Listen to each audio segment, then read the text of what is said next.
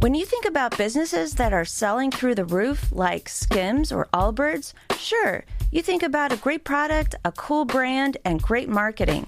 But an often overlooked secret is actually the businesses behind the business, making selling and for shoppers buying simple. For millions of businesses, that business is Shopify. It's home of Shop Pay, the #1 checkout in the world. You can use it to boost conversions up to 50%, meaning way less carts going abandoned and way more sales going through to checkout. Upgrade your business and get the same checkout Allbirds uses. Sign up for your $1 per month trial period at shopify.com/income, all lowercase. Go to shopify.com/income to upgrade your selling today. Shopify.com/income. Welcome to Accelerate Your Business Growth, where we're exploring all sorts of business topics. Experts from around the world join me, your host, Diane Helbig, for a conversation where they share their expertise with all of you. Take what you need when you need it. Featured on Inc.com, Forbes, and MSNBC's Your Business, this podcast is recognized as one of the best podcasts for small business, sales, leadership, social media, and more. When it comes to business, Accelerate Your Business Growth has got it covered. And now on with the show. My guest today is Wendy Appel. As a founding partner of Trilogy Effect, people hire Wendy to be their executive coach, facilitator, keynote speaker, and trusted advisor. She authored the globally recognized book, Out Enneagram, or is it Enneagram? Enneagram. I believe it. Yes, Enneagram. Thank you. The game-changing guide for leaders, and is the creator of the Enneagram typing cards. Her life's work is helping people live and lead from their greatness. Thanks so much for joining me today, Wendy. I'm really happy to be talking with you, Diane. I am happy to have you here. We're going to be talking about leadership and giving good feedback to employees, which I think is not only a huge thing, I think it's something leaders avoid like the plague. And I think in this new world that we're in with so many people working from home, I think leaders are even more challenged. So looking forward to your insights and thoughts on these subjects. And so I am going to start by asking you what may sound like a basic question, but what is good leadership in your estimation? That's kind of a loaded question. So it doesn't sound simple or obvious. Good. I think there are telltale signs of whether you are leading well, and that is, are people willing to follow you? It's not about whether they like you, although that would be great, but whether they respect you and respect the decisions you make. So I think it's like really looking for the signs, because different organizations at different stages of their life cycles need often different kinds of leaders. And, are you going through a lot of change, or are you just in a startup phase, or are you in a stabilizing phase? And sometimes the same person is not as effective depending on the stage of the organization's life cycle. So I think that good leaders will often understand their strengths and know you can't say know your blind spots, because if they, right? Right? Because they couldn't be called blind spots, otherwise you'd know them. But know your challenges, where you're not as strong, and how to either grow in those areas or surround yourself with people who have those strengths, but really be willing to be brutally honest with yourself about the things that you know that you're really good at, and that generally there are things that you love to do. And so I think those are also signs of an effective leader. So I'll stop there for a minute because there's so, that could be the entire podcast is to talk about leadership. And but what I would say, I'll just add one thing. Sure. Really effective leaders are really self-aware. And they are generally working with a coach who can help them with that. Like they know to ask for help. And they have people who they trust, they're trusted advisors who can really support them on that journey. Because it is a journey. It's not like you're somehow fully baked. We're always needing to be stretched and grow, especially if we're in a leadership position. And so working with someone who can help you on that journey is so critical. I completely agree with that. It's interesting. I guess I hadn't really thought about the journey of leadership and how someone shows up or how they're needed can change throughout the life cycle of a business. And they have to be able to adapt and change along with it. They can't be, rigidly, but this is how I lead. This is who I am. This is what I do. Right. And what's really cool about being human is that we aren't stuck. That we actually can be agile and change and grow and evolve. And the challenge for all of us becomes when we become really fixed in who we think we are and what we're capable of. Yeah, I remember, I wish I could remember how old he was. I remember, I could probably figure it out, but I was probably in 10th grade and my father and I were having an argument and he said, "I'm too old to change." And I thought to myself, that's ridiculous. It's like, what? And then proceeded to change massively, like not too long after that. And I just thought, wow, that's, unfortunate, I guess. I think we should always be open to the idea of change and growth and transformation and all of those things, because life is always changing. Right. And it's not like we can put a little bubble around us and keep it away. Yeah. Right. Be nice, but you can't do it. Right. And I think the neuroscience tells us that the brain can change all the time. I think it's easier, of course, when you're younger, but we can create new neural connections our entire life. Yeah. Yeah, definitely. So let's talk some about feedback. I'm curious about so many things about it. Like I'm curious about why being able to provide honest feedback is essential, and then which leads me to, and then therefore, why is it so difficult? So pick, however you want, whatever direction you want to take that. Right. Well, there's a great phrase, it takes at least two to know one. Oh, wow. And so I mentioned blind spots a couple minutes ago. Mm-hmm. If they're blind spots, it's really, how are we going to see our own blind spots? And it often takes other people to hold up the mirror for us.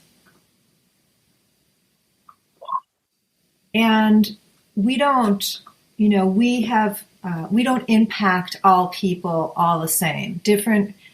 We impact different people differently. And the job of a good leader, back to that for a moment, is to be able to know how to speak into people's listening. They have to shift their approach and style often to the person they're in relationship with or in communication with. And it's a gift. But, yeah, no kidding. Right? But we can all learn to do that if we want to. The want has to be there. And usually the want is preceded by the need to do it. But so letting people know how they impact us is really a gift that you're giving someone. and done well has a good possibility of being heard. And so sometimes a leader or boss will need to share in a private setting how someone's behavior or style or approach is impacting the team or impacting this person's career and direction. So, if we don't share that kind of thing with someone, we're really putting them at a disadvantage. Right, and not giving them the opportunity to change and grow. And exactly. Yeah. So sometimes I think, and I've heard this from leaders, that they believe that whoever it is who's doing the thing that needs the feedback, that they know they're doing it, that they're fully conscious and they're making conscious decisions to behave in a way that is counter to policy, culture, goals, whatever it is. But if I'm hearing you correctly, there's a very good chance that it's a blind spot and they don't even realize that they're engaging in that way. That's true. I mean, if you're willfully ignoring a policy or procedure or whatever, right? Mm-hmm. That's different than all of us who have these automatic, habitual ways of relating to other people. And certain people may do certain things or say certain things or certain situations that can really trigger our protectors.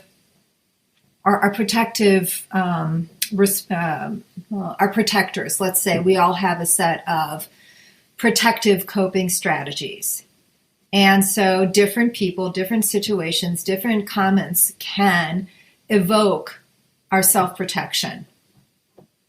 And we aren't even aware of it because we so habitually do it. We've done it all our lives. That's really interesting and really valuable. I'm just really glad we're having this conversation because I think it helps the listeners, potentially reevaluate how the conclusions that they're coming to and, how they're thinking about these things. Yeah, I mean, most people's behavior makes total sense in relationship to what, their history and their situation. Yeah. We may not like it. We may not agree with it. It may be working against them. And usually our protective strategies create the thing we're most trying to avoid. It's a bit of the irony of the situation. And I'm sure you recognize that because we've all done it. We all do it. Yes. So, but it makes perfect sense if you know their story, their history, what's going on inside of them. But it's not often getting them what they want. Right. Right. So you're doing them a favor by helping them see how that's happening. Right. Yeah, I get it. Done with a lot of compassion. Right. Yeah. And how, given so many people working from home, is there a way that you would suggest is like a preferred method for providing feedback to work from home teams? Sure. And there is the, there's the context. There's the vehicle, and then there's the how you deliver it. So, especially because we're remote and we're not in person for the most part, in a perfect world, giving feedback in person in the same room, where you're sitting together is the best possible way to do it. There's lots of opportunity for misunderstanding when you send off emails. I do not recommend giving feedback over email. Oh, I'm so glad you said that. It's just rife for escalating a situation. Mm-hmm. Mm-hmm. So not to do that. Second not is over the phone. Preferred in a virtual world or in a in-person business context is to do it over Zoom, where you can actually have some version of eye contact. That makes sense. That makes a lot of sense to me. Yeah, because, this is tender business. People's egos are front and center and on the line. You're generally, there is positive feedback, right? We're not talking about the positive feedback, but I'm a big advocate of giving positive feedback. Yes. All done early and often. Yeah. And a lot of the positive feedback, and it has to be very real and authentic. It can't be gratuitous, and it needs to be specific, not like, hey, you did a great job. Right. But it takes a lot of positive feedback to counter feedback that could be looked at as critical feedback or criticism, or that's how people will take it. Because we tend to believe that more than we believe the positive feedback. Yeah. And most of us have what's called a pretty strong inner critic, that inner critical voice. And so you want to make sure that you are also, because some people are big on giving corrective feedback and not so big on giving the encouraging feedback. Mm-hmm. That's authentic. So I just wanted to kind of make the distinction between two different kinds of feedback. But yes, in person, unless apps, there's an in person or Zoom, if, and otherwise I really just wouldn't do it. Yeah, it's great. That is great. And I love what you're saying about the positive feedback, because we really, so many leaders don't think about it because the people are doing what they're expected to do. And so they don't realize that, okay, yes, and it's still that positive confirmation, and it leads to more good things. People like to encourage the things that you want to keep seeing. I've had leaders say to me, why should I thank them for doing their job? So they'll keep doing it. Right. And often it is like people just glow when they, when their boss gives them positive feedback that is authentic, right? People hunger for that. Yeah.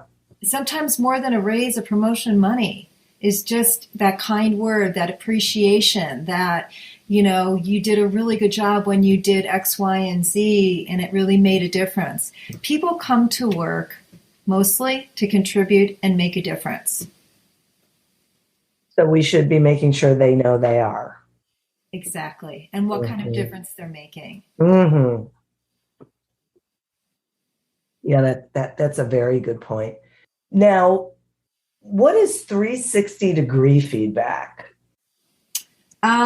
I'll tell you in 2 seconds. I realized that I talked about the context, sort of, where to give feedback, but then there's the how you do it. Yeah. And that's the trickiest part. And that's why a lot of people don't give feedback, is because they really don't feel confident that they can give effective feedback, and that it's going to get backfire. The person's going to start crying. They're going to get angry. They're going to get defensive. And that may or may not happen.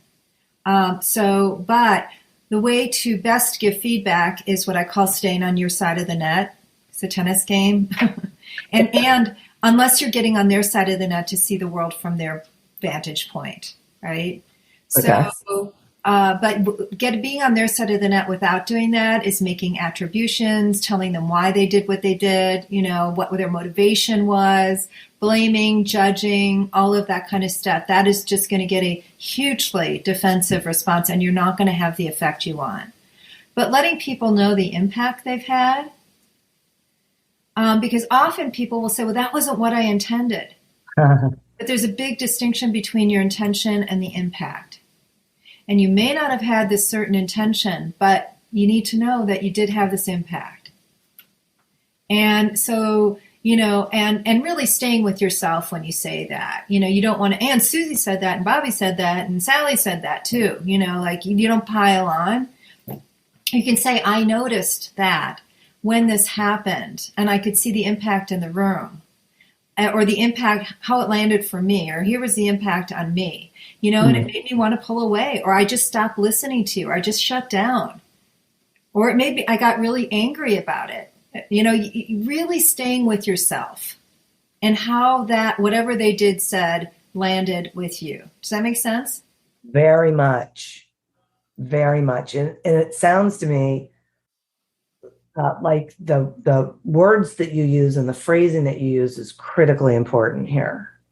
It is. I mean, not for people to twist themselves into not trying to, because I don't want people to get back to the point of, I can't say this right. Yeah. I can't do it right, so I'm not going to say anything. Right. But if you can just stay with impact, it's a real easy form. When you did said X, this is the effect it had on me. And I know you didn't really intend that, but I don't think you know. You may not know. You may not know that that's the impact that you're having. And then just pause and give people time to just let that land, digest. And if they do get upset or angry or cry, validate it. Don't run away from it. Just validate it. That makes total sense to me that this would be upsetting to you. Yeah, that's so interesting. And I really like this idea of explaining the impact that it's having as opposed to the motivation, why, because you don't know. That's on the other side of the net. It's right. How can you know what's really motivating them? You can guess. But it's a real boundary violation, to use a little psychological term here, but it's, to just assume that you could possibly know what's motivating them to do or say something. Exactly. And you could, another validating tool or way to say it is, look, I can see, I totally believe you that was not your intent, right? And whether that was your intent or not, here's the impact you had.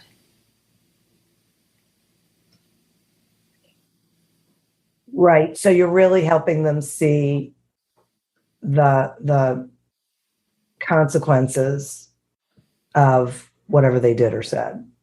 Right. And then the other piece for the deliverer of the feedback is, don't be attached to anything changing. Don't be attached to them receiving it gracefully or graciously. That's interesting. You have to give it and let it go. You cannot be attached to how they're going to respond. Because if you do, you're setting yourself and them up. That sounds awfully difficult. It is. But, we can't get attached to other people changing. That is the source of suffering. Right? And it's always like, and if you would be different, we would be okay. Right. You would just change. Right.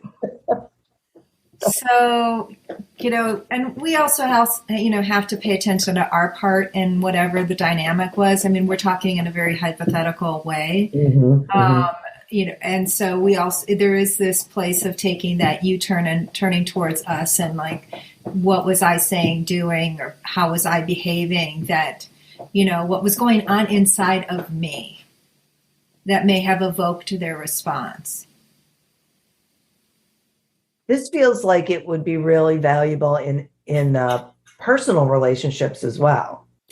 Relationships are relationships. Yeah, right.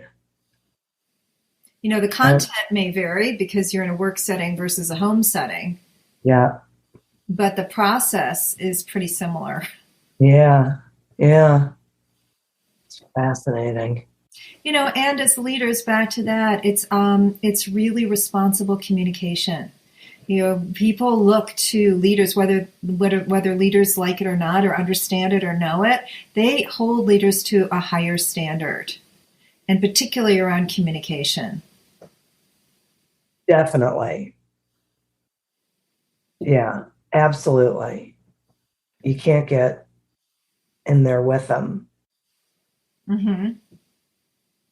Which actually leads me to a question about managing conflict between two team members. What are your thoughts on how to do that? Well, often what will happen is, we really play out our family of origin stuff in the office. And so people will go to the boss to try to get them to resolve a conflict, like mom and dad, to resolve a conflict. So the first thing I suggest people do is redirect. Send them back. Have you spoken with your colleague yet?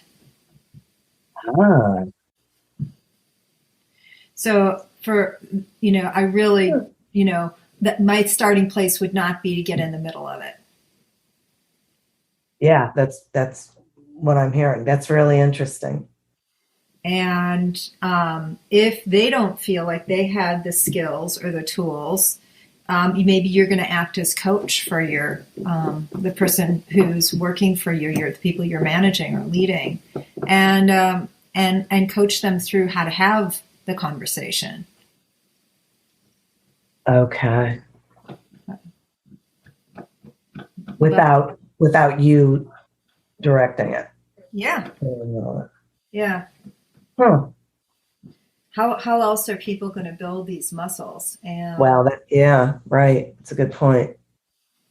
So, I would not step in there. But if it's really escalating and they're not they can't seem to work it out and they've tried, then I recommend somebody to mediate a conversation. It may not be the boss. It may be somebody who's really skilled at mediating these kinds of things. Okay. It just depends on how big this is, again, we're talking hypotheticals. Yeah, right. Huh. Okay, and I can see it's interesting because then I was thinking about sometimes employees will come to the manager because there's something, it's not really a conflict between two team members, it's something that the team member doesn't feel comfortable saying to the other person and wants the manager to intervene and do it. Right. And again, it's so hypothetical. It's hard to venture an opinion on that one. Yeah. I get it. Okay. All right. Very good. So let me circle back to 360-degree feedback. Okay. What is it? And are there particular times when it's really valuable, or is it always valuable? What are your thoughts? Well, generally, when I enter a coaching engagement, it's not necessarily the very first thing I do, but I will often implement a 360-degree feedback tool. And I used to just do interviews. And I'll tell you what 360-degree feedback is in 2 seconds. I'll circle back to that. But I used to just do interviews, but I found a really good 360 tool that I think is very oriented towards growth and awareness, and it's strength-based. It's got a ton of research underneath it. I just find it hugely valuable. So that said, a 360-degree tool is so this is another way of giving feedback, which is to get it in an anonymous way, where you can get input from people who are your peers, your direct reports, your bosses, if it's a board. So you're getting feedback from different folks that you relate to. And the reason for that is some people are great managing their teams, not so good with their peers, and great with their bosses. So, and so people show up differently depending on who they're showing up with. And so being able to segment that out having enough people to actually in each group to where you can see some sort of common theme is super helpful. And so you're trying to get a 360-degree view into how people experience that person. And it's a point in time. It's not you were always like this and you've been, and you're going to always be like this. It's just in this point in time, this is kind of the ripple effect you're having. And so for a coach working with someone, it's wonderful because it's a great starting place to be able to implement this and then deliver the feedback and then work with someone to set up one goal of something they really want to take on in an area of growth for them. And it also really helps you see where you're strong and how people see you. One of the, according to the research that was done in this particular 360 instrument that I'm talking about is called the Leadership Circle Profile. Visionary and purposeful is the greatest indicator of leadership success. They've got several dimensions that they're evaluating the person on, but it has a big weighting in how successful people are. So as leaders, yeah. So you can see the breakout of these different dimensions that are relevant to leadership success. And and you can, and it's kind of like a web. You can kind of see how each of these dimensions is affecting the other. Wow. Like a system. Yeah. Yeah. Right. Right. Like an ecosystem. That's fascinating. Yeah. So if you pull on one string in the system, let's say it's a spider web, it will affect everything else. So it's not like, oh my God, look at this. I need to have this big improvement plan or what. It's not like that. That's really fascinating. It's so interesting that, well, how do I want to ask this question? So overall, are we saying that, or are you saying that employees prefer feedback, both positive and negative? Yeah, I've had employees who will say to me, I keep asking for feedback around how I can improve and grow, and I never get any. Wow. And so they don't believe it. Right. And all I get is positive feedback. Huh. So what are they not telling me? What are they avoiding telling me? Because everybody has a growing edge. We all have areas to grow in. Sure. For the rest of our lives. Yeah. So being able to give that gift to somebody is really important. And I don't really recommend waiting till the annual review. Oh, so glad you just said that.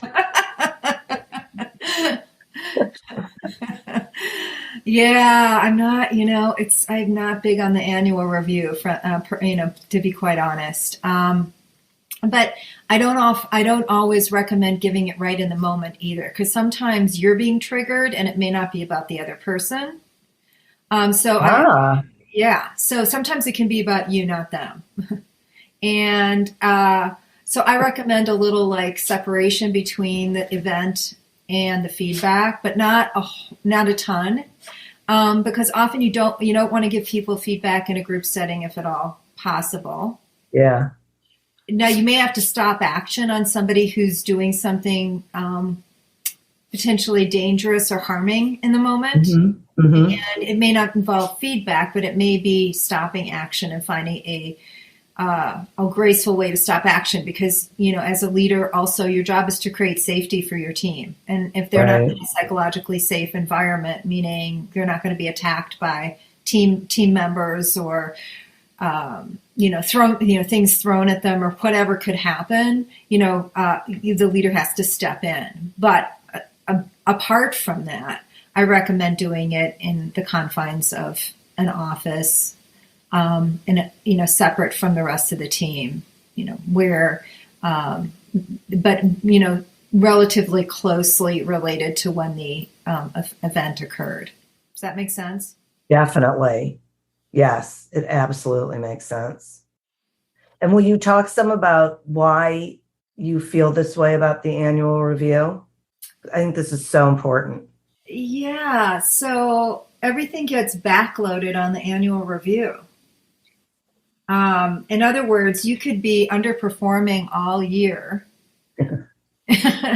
and you don't find out about it till the annual review. And what's going on in your mind, whether it comes out your mouth or not, is, why are you waiting to tell me now? I could have shifted, I could have changed. I'm now not getting that bonus, that raise, that promotion. Yeah.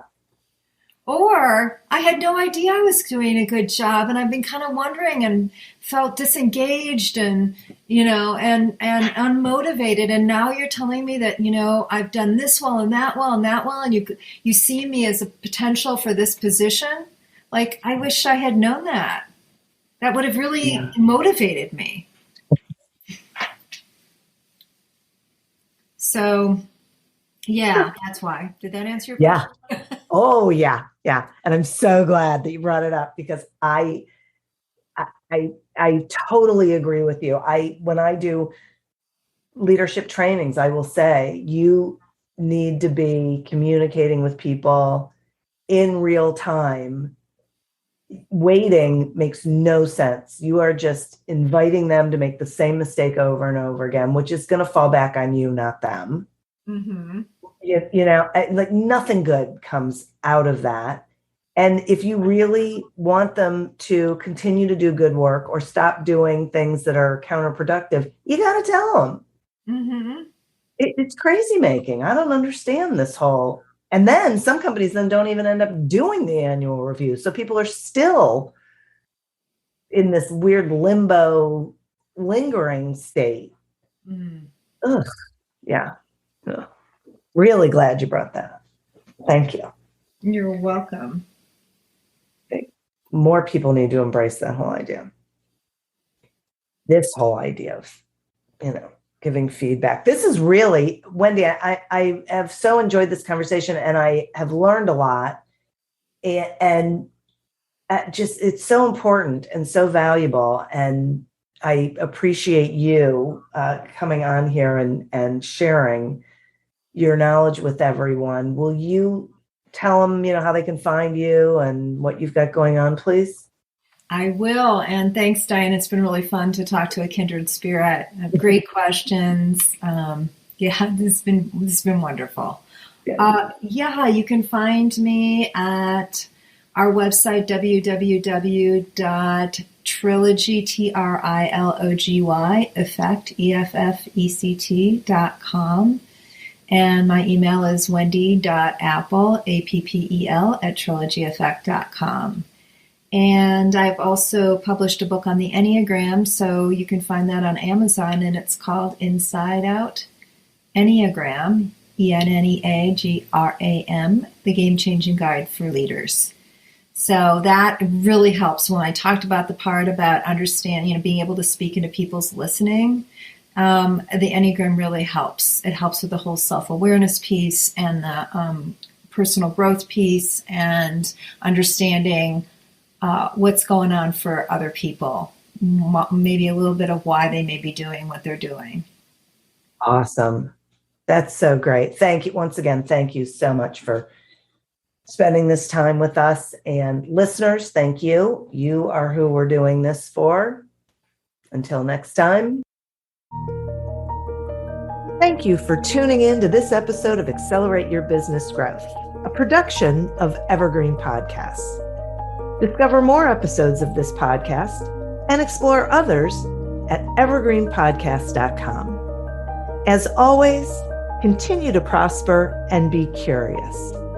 And if you're looking to get your sales strategy headed in the right direction, pick up a copy of Succeed Without Selling on Amazon or wherever books are sold. Until we meet again on another episode of Accelerate Your Business Growth, goodbye and good day. Do you love news about LinkedIn, Indeed, Google, and just about every other recruitment tech company out there? Hell yeah.